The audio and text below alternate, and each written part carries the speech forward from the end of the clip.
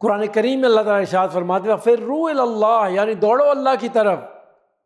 ناظرین کرام، یہ الفاظ سورہ ذاریات کی آیت نمبر 50 میں موجود ہیں، جہاں اللہ تعالیٰ ارشاد فرماتے ہیں فَفِرُّوا إِلَى اللَّهِ إِنِّي لَكُم مِّنْهُ نَذِيرٌ مُّبِينٌ، بس دوڑو اللہ کی طرف، بے شک میں تمہارے لیے اس کی طرف سے ایک صاف صاف ڈرانے والا ہوں۔ قرآن مجید میں بارہا اللہ تعالیٰ نے ہمیں اپنی طرف رجوع کرنے کی تلقین فرمائی ہے۔ سورہ آل عمران میں اللہ تعالیٰ ارشاد فرماتے ہیں اور اپنے رب کی مغفرت اور جنت کی طرف دوڑو جس کی وسعت زمین و آسمان کے برابر ہے، جو پرہیزگاروں کے لیے تیار کی گئی ہے۔ یہ آیات ہمیں اللہ کی طرف رجوع کرنے اور اس کی مغفرت کی تلاش میں تیزی دکھانے کی ترغیب دیتی ہیں۔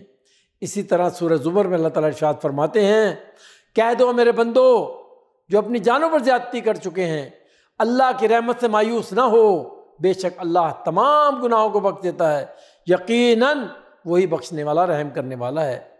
اسی طرح ناظرین کرام سورہ تحریم میں ارشاد باری تعالیٰ ہے اے ایمان والو اللہ کی طرف سچی توبہ کرو، امید ہے کہ تمہارا رب تم سے تمہارے گناہ مٹا دے گا اور تمہیں ایسی جنتوں میں داخل کرے گا جن کے نیچے نہریں بہتی ہوں گی۔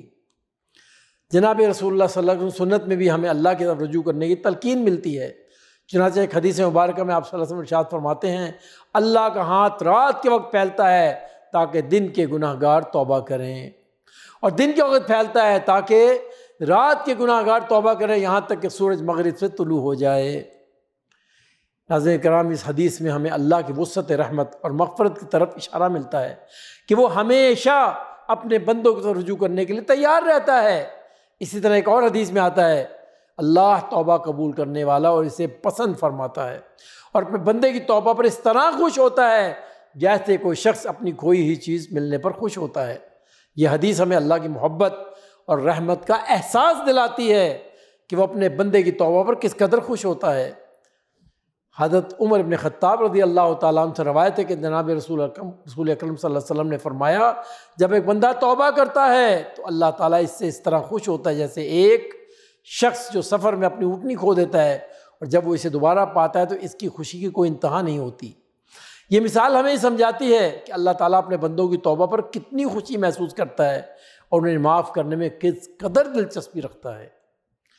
دوڑو اللہ کی طرف کی عملی مثال ہمیں صحابہ کرام کے دور میں جا بجا ملتی ہے۔ صحابہ کرام رضوان اللہ علیہم اجمعین اپنی زندگیوں میں ہر معاملے میں اللہ کی طرف رجوع کرتے تھے، اور ان کی زندگیوں کے کئی واقعات اس حقیقت کو ظاہر کرتے ہیں۔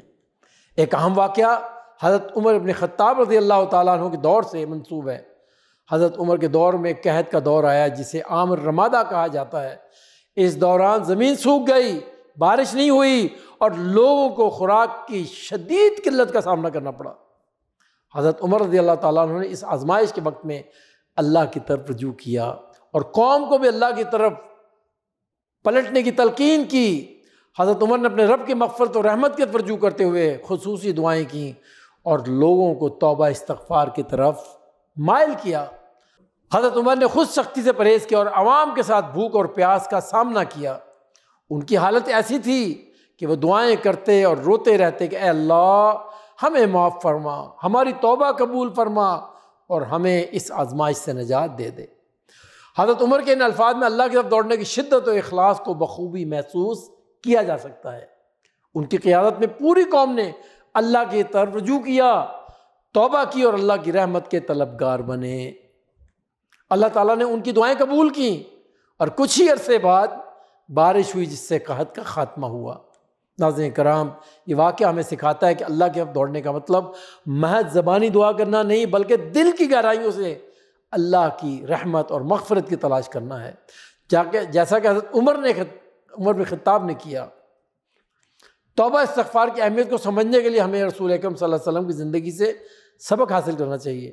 حضرت عائشہ رضی اللہ تعالیٰ عنہ فرماتی ہیں کہ رسول اکرم صلی اللہ علیہ وسلم نے فرمایا اے لوگو اللہ کی طرف رجوع کرو اور اس سے مغفرت مانگو، بے شک میں روزانہ 100 بار توبہ کرتا ہوں۔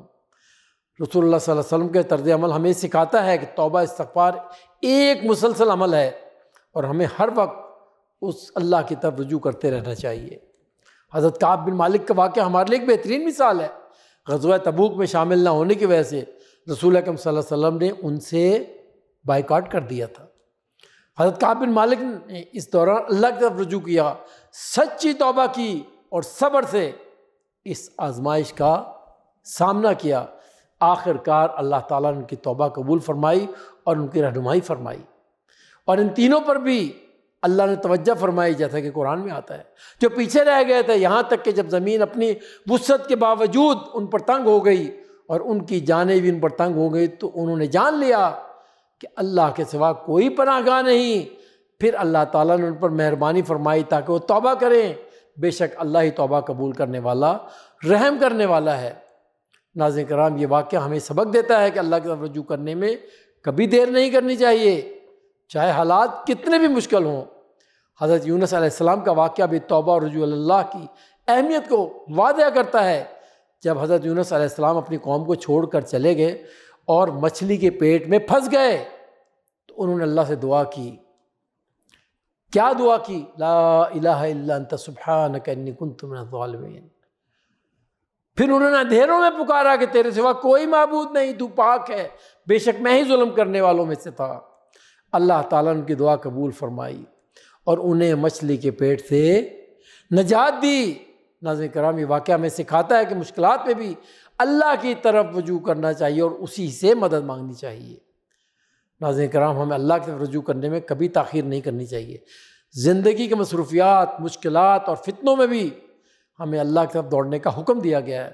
قرآن و سنت میں واضح طور پر پیغام ملتا ہے کہ اللہ ہمیشہ اپنے بندوں کی طرف رجوع کرنے کے لیے تیار ہے، اور ہمیں اس کی مغفرت کی طرف دوڑنا چاہیے۔ ہمیں چاہیے کہ ہر لمحہ اللہ کی یاد میں گزاریں، اس سے مغفرت طلب کریں اور اپنی زندگی کو اس کی رضا کے مطابق گزاریں۔ اللہ ہمیں اپنی طرف رجوع کرنے کی توفیق عطا فرمائے اور ہماری توبہ استغفار کو قبول فرمائے۔ آمین یا رب العالمین، وصلی اللہ علی نبینا محمد۔